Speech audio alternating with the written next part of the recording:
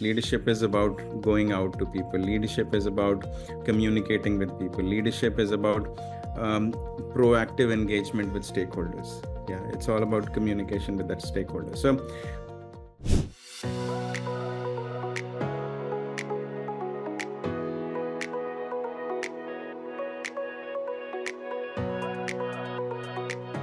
Welcome to another exciting episode of FaceTime with Leaders brought to you by Directors Institute. I'm your host, Rajesh Joshi, and today we have the distinct privilege of hosting a true visionary in the world of business, Mr. Nalin Kumar Chandna. With over 25 years of transformative leadership, Mr. Chandna has played a pivotal role in shaping industries, driving global expansion, and championing ESG and corporate governance at the highest levels.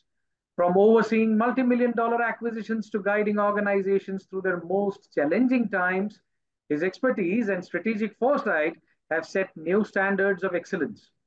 Join us as we explore the remarkable journey of Mr. Chandana and gain insights into the future of responsible leadership and sustainable business practices.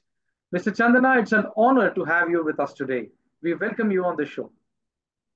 thank you so much, Rajesh, for this very warm welcome. And I am really happy to get this opportunity to kind of talking to you this afternoon. Righto, sir. So let's get started. Uh, you've had such an extraordinary career spanning across diverse industries, geographies, and roles. Now, from leading organizations through challenges to steering major expansions, your journey seems like a masterclass in strategic leadership. But behind all of that, I'm sure there have been moments where you've had to make key decisions that shaped your path. Looking back at the very beginning of your career, was there a moment or experience that sparked this drive within you, a defining turning point that set you on this path? Yes, Rajesh. So I started my career in 1997 when I completed my chartered accountancy. And I come from very humble beginnings. I mean, I'm really thankful to my parents to, despite the financial challenges they had, they chose to educate me in the best of the schools that were possible and within their reach. I mean, it could have been better, but I mean, I'm so grateful to my parents that they sent me to an English medium school, educated me in the best possible schools that they could afford. And I think I always believed that for times to get better, I need to do something with a very high discipline. Hard work has to be there. So I think all those things kept motivating me. My father has been the biggest inspiration for for me in my life. My mother, she let go of her jewelry to kind of fund my education. So I think those were the tough times that I come from. And when I look back, I have really come a long way. And but I still consider myself as a work in progress. There's still a long way to go. But yeah, so as I said, it was a really tough time. And every even after qualifying my CA, when I used to go out job hunt, at that time we didn't have internet, job portals, all these LinkedIn referrals were not there. So we had to kind of take the hard copy printouts of our CVs and knock on the doors of various placement consultants. I remember going to various buildings in Nehru Place where all the Delhi recruitment consultants or Connaught Place buildings where the recruitment consultants used to sit. So yeah, I mean, knocking those doors and every day not finding a job, even after doing my CA, I think it took me about 3 months to kind of find an opportunity. And every day going out, spending 100 rupees every day was kind of pinching me. So I used to walk for for long kilometers just to avoid the bus and saving on the bus fare. So those were the tough times, but I think that motivation was very high, seeing how my parents have gone through. And I mean, seeing their faces, they were so happy when I did my chartered accountancy. So that spark on their faces itself was the biggest motivator. And then I found my job. Luckily, I started with a very good firm. I started with Ernst& Young as my first job. Yeah, and it's a wonderful organization, but at the same time, it's not easy to work for these firms. I mean, they grill you like anything, but I think they set you up for the future. So that's very important. So tough times were there. Even after starting my job, we were not used to, after coming from school, college, and the degree. It was not an easy thing. But I think always in my mind was that if I have to make my life better, I have to go through it and do something better. So I think that kept me going. I worked with them for 7 years. Every day was a constant learning. And I think that first job, the start, set me up on a platform where I just kept moving forward, and I'm here today in front of you. Wow, wow. It is amazing to hear how those early experiences helped shape your leadership style, Mr. Chandra. It really speaks the power of mentorship and those defining moments early on in one's career.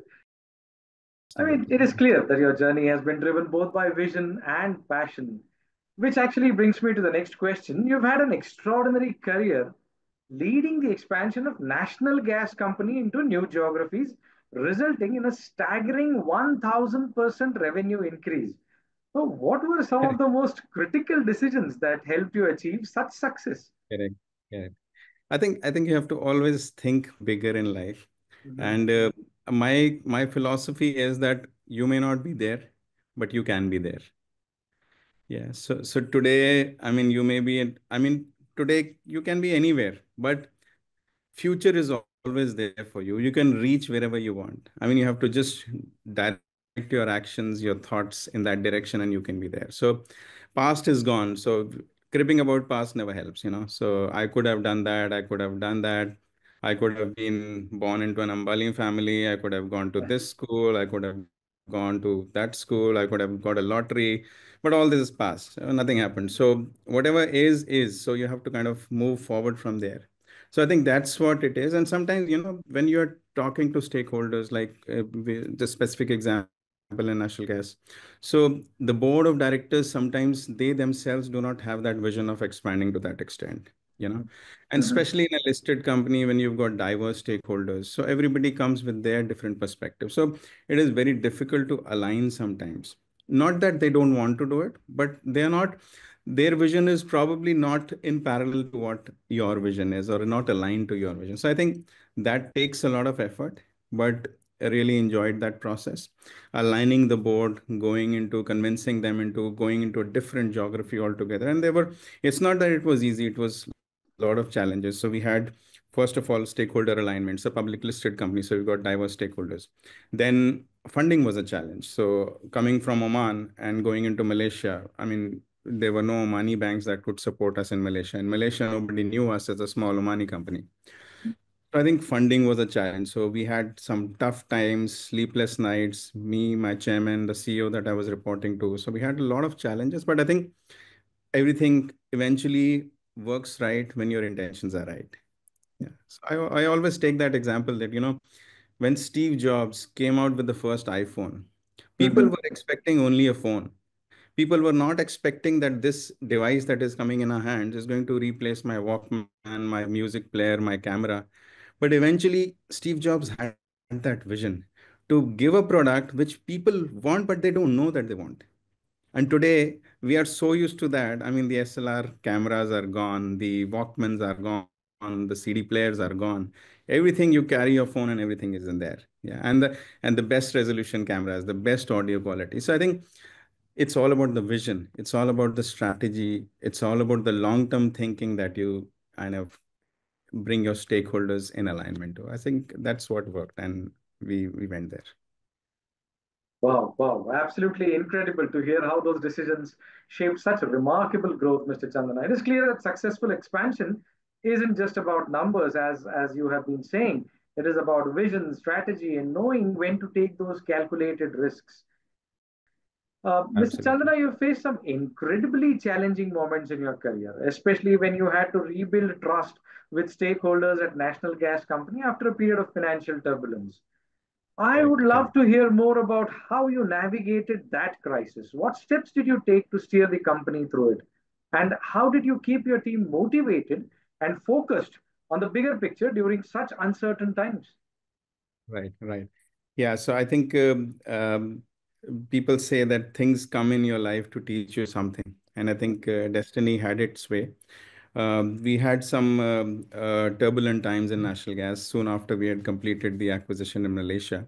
And then there was some ethical turbulence in the company where I was reporting to a CEO, and it turned out that there was some unethical decisions taken. Unfortunate for the company, but I think what happened is I was the head of finance at that time, and something suddenly fell on my plate. The board felt that this person could be the acting CEO for the time being until we go through this crisis, and let him handle the things. So, and I had I mean, frankly, at that time, I had never aspired for that kind of a role. I was happy being the head of finance for an organization. And as a chartered accountant, normally the highest aspirations chartered accountants have is to be the CFO of a large organization, and that's where I was.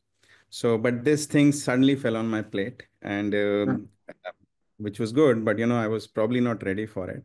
And also in a situation where the company was going through such tough times. So I think the first 6 months were really, really tough. Every evening when I used to come back home, and I used to say that where have I landed myself? And I used to tell my wife, I just want to run away from here.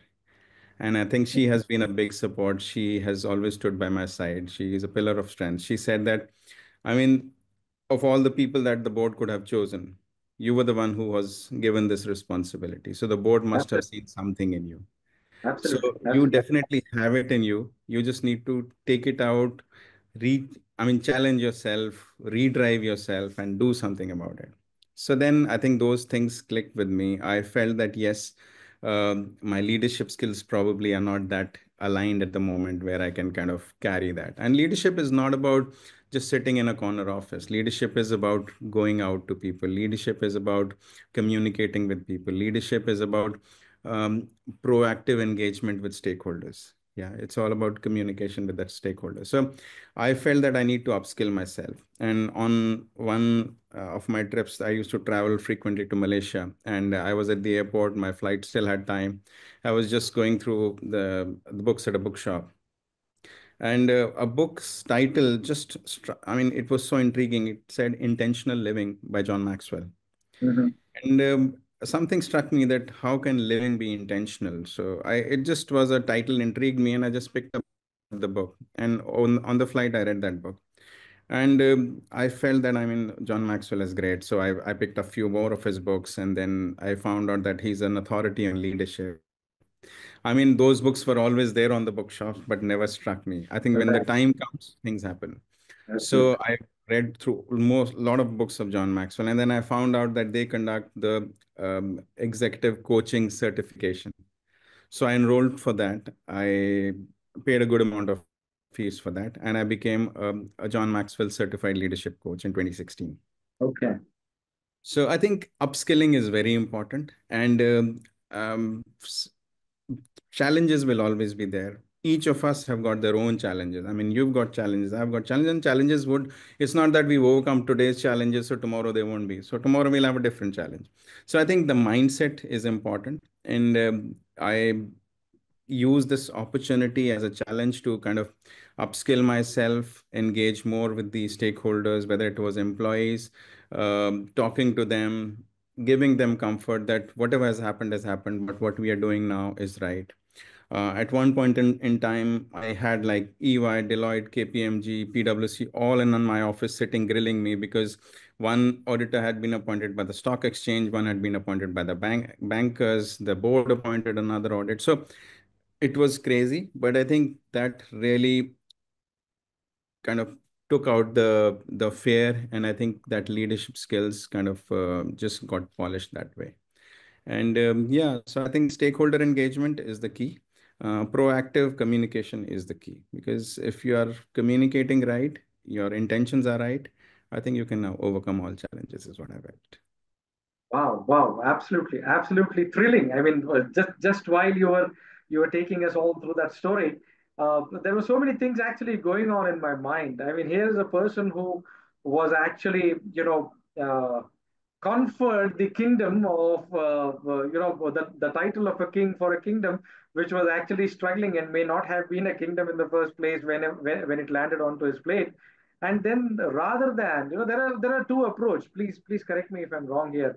There are two approaches generally. One is where you just go all out, all guns blazing, and you say, okay, fine, there is a crisis, let me take it head on. And the second approach, what you narrated very very nicely, is that okay, fine, this is something that has landed, and now let me take a step back and let me assess my own strengths and weaknesses, and then try and improve upon my weaknesses, and then deal with this crisis parallelly. That is such a proactive approach, Mr. Chandan. I really feel that that actually is the true hallmark of a leadership. One keeps on talking about how you should be good in communication, you should be this and that. But the best part is that, okay, fine, there is a crisis. Okay, let me now understand how it is, and let me also look at upskilling myself to deal with this crisis. Absolutely And superb. yeah, and I think I am a person of faith, and I think now when we look at hindsight, like this is like Mhm. more than 10 years. But at that time, you just have to have faith in God and take one step at a time, Oh because yes, oh yes. I mean, what is going to happen 10 years from now, we don't think at that time. It was a daily crisis. Every morning it used to be a different crisis to handle. So I think that faith in God helps. I mean, for a person who's spiritual. So I think that helps. And that one step every day just kept on taking me to a better situation. Wow, wow, wow. Commendable, commendable, sir. It is all about riding those turbulent times. But as you rightly mentioned, I mean, your wife obviously was there to kind of, just bring that spark in you, and maybe give you that confidence that no, no, don't worry, you're there, and you should be able to handle it. That's absolutely brilliant, sir. At the I'm end of really the day, grateful. at the end of the day, that is that one support that you really, you look at, and if you get it, then you're really one of the chosen blessed guys, if I may say so, to Absolutely. really look at this crisis. Mr. Chandra, the concept of a circular economy where resources are continuously reused and waste is minimized is gaining traction globally, particularly in industries like energy and manufacturing. With your deep experience in the energy sector, how do you see businesses adapting to this shift? And what key challenges or opportunities do you think companies will face as they rethink their supply chains to become more resource efficient? Yep.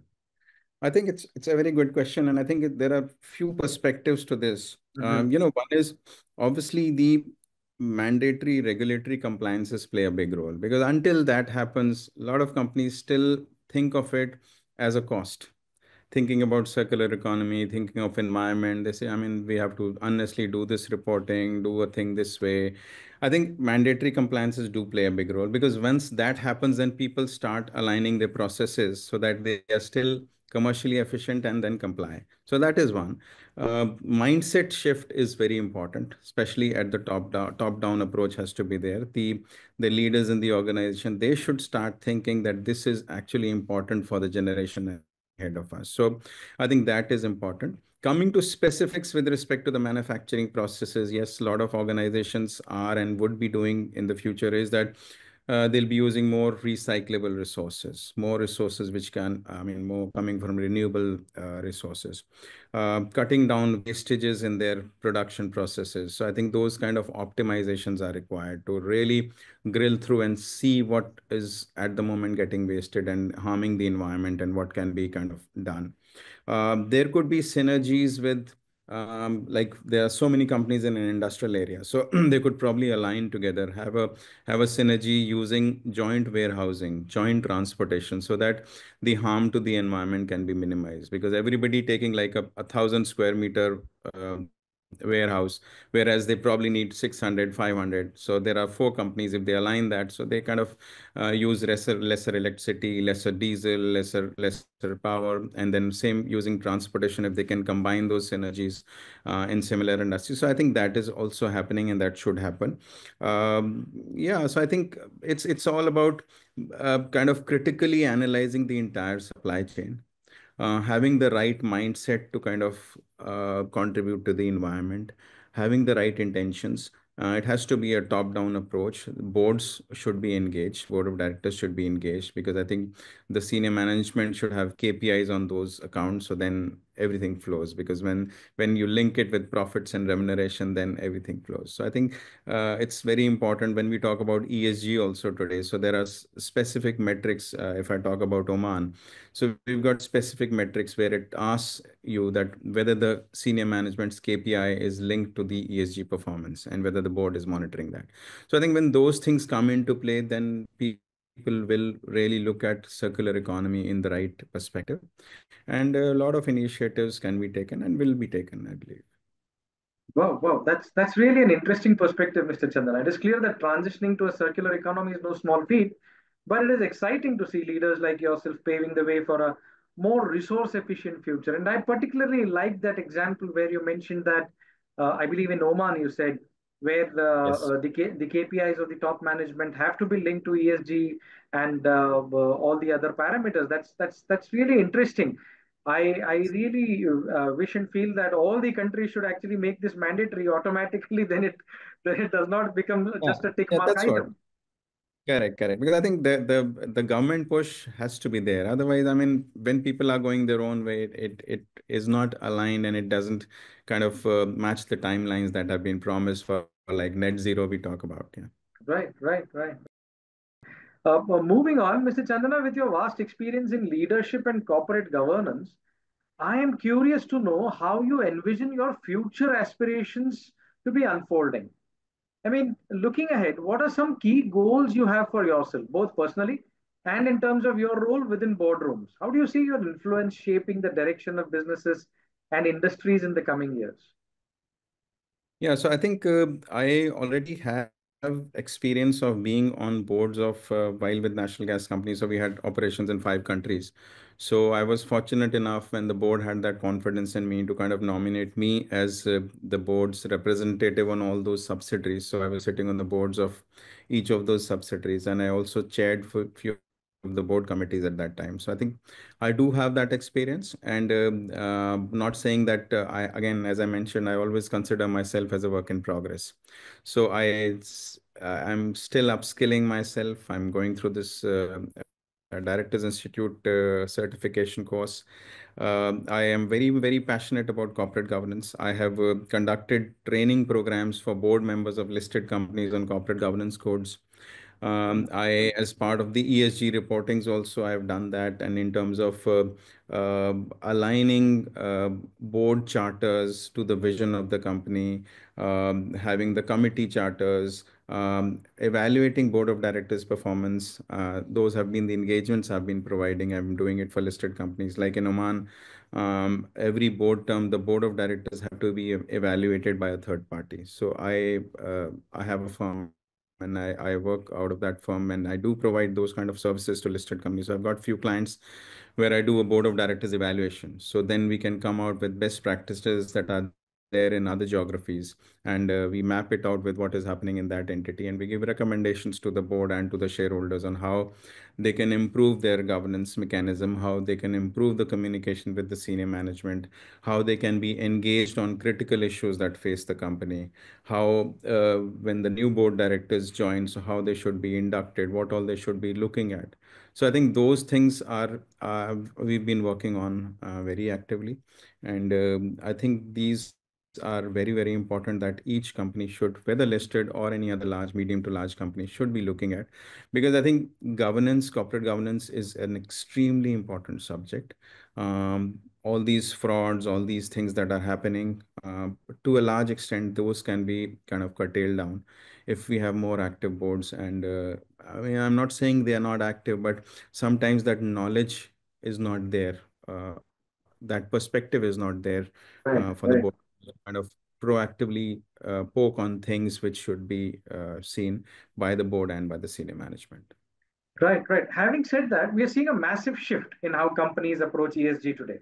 I mean, it is no longer just about compliance, but about embedding these practices into the very fabric of their business strategies. Correct. Given this as a starter, if I may use that word, as someone who's been at the forefront of guiding organizations on this journey, what do you believe are the most crucial steps for companies to take in order to successfully integrate ESG into their core business operations? And how do you see this evolving as a competitive advantage in the coming years? I think once companies start believing that this is actually not a cost, but it is a long-term investment, it actually Mhm. pays. The investors, especially in the Western world, are today looking at companies who are ESG compliant. So we also provide ESG due diligence services for foreign investors investing in other companies. So I think that is one thing. So companies have to kind of start acknowledging the fact that this is important. It's not only a cost. And definitely it's about, see, everything is driven from the sustainable development goals of United Nations.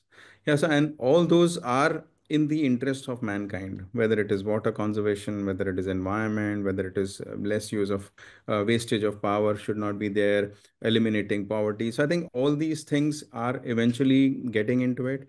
It is about all inclusive. So ESG specifically talks about gender equality. So I think it is about making an all-inclusive community, which is working towards the common interests of mankind, thinking about the future generations can thrive better. So I think this is not going to work only on paper or just having a policy in place. It has to be actually absorbed into the organization, and that message should go from the top, and people should have the right intentions of doing things. So I think that's where ESG is. Absolutely, absolutely, Mr. Chandana. It is clear that businesses can't afford to overlook ESG in today's world. And your experience Absolutely. truly highlights why integrating it is just, I mean, it's not a matter of choice, but a necessity for the future success. Yeah, yeah, yeah, please. Yeah, it's very important to engage with the stakeholders, and Right, stakeholders are not just within the organization. So obviously the stakeholders are your board members. Yeah, banks are increasingly encouraging investments on green initiatives. So if you want to kind of gain more funding, a lot of companies have seen a significant interest rate reduction when they went into green initiatives. So right. those are the that can do. So actually it brings cost benefits also to the organization.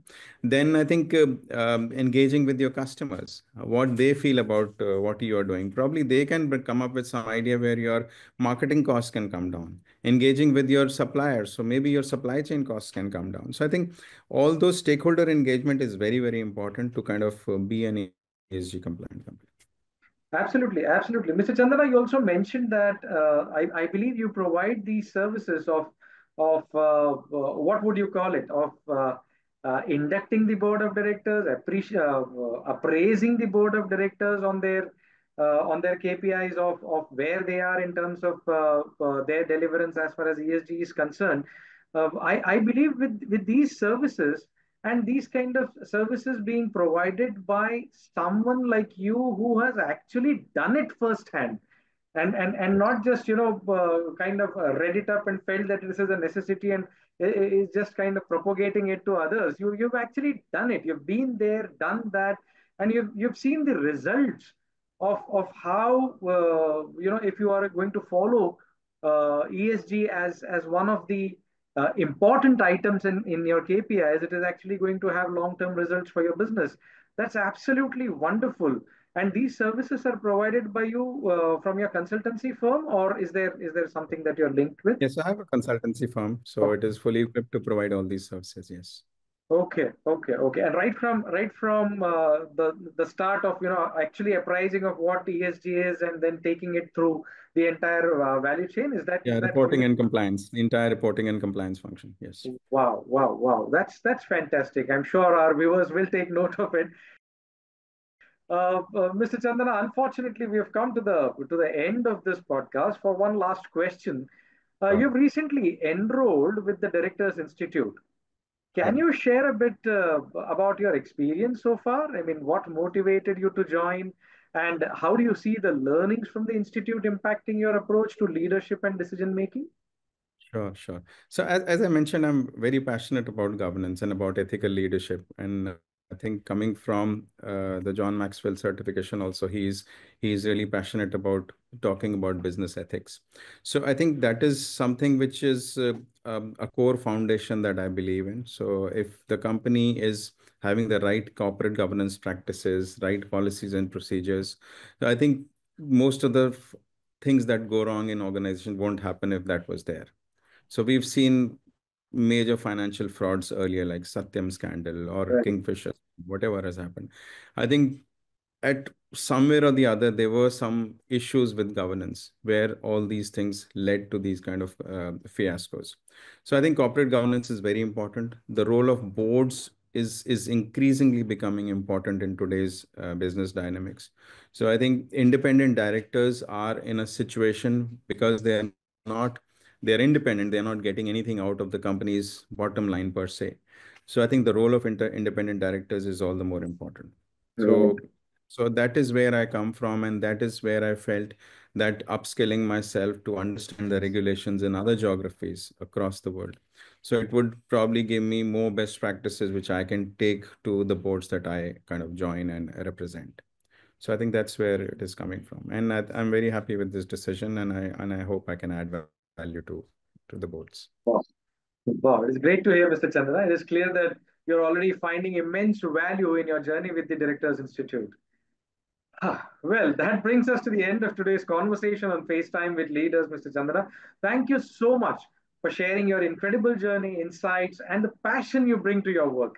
It's been an absolute pleasure to have you on the podcast. Thank you so much, Rajesh. It was indeed a pleasure. And for our listeners, I hope today's discussion inspired you to embrace the evolving leadership landscape and continue your own journey with purpose and innovation. Don't forget to tune in next time for more inspiring stories from leaders making an impact across the globe. Until then, stay curious, stay inspired, and as always, keep leading with integrity. Thank you for joining us, and we'll see you on the next episode of FaceTime with Leaders. This is Rajesh Joshi signing off.